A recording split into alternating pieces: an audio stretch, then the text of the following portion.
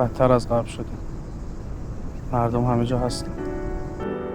همه میگن باید فرار کنیم. مگه ما چیکار کردیم که باید فرار کنیم؟ میدونم میخوای برادرتو ببینی.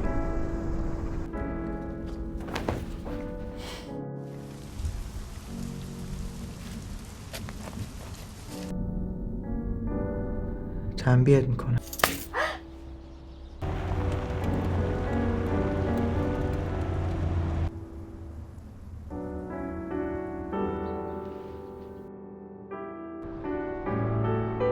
بخور.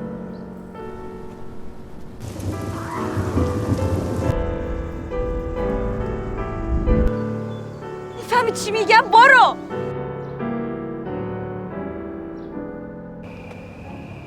نفس میکش. کسی که نمیدونه اینجایی.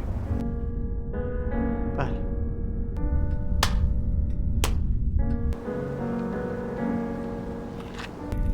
دست سر ما بردار، بلمون کن. تو نمیتونی.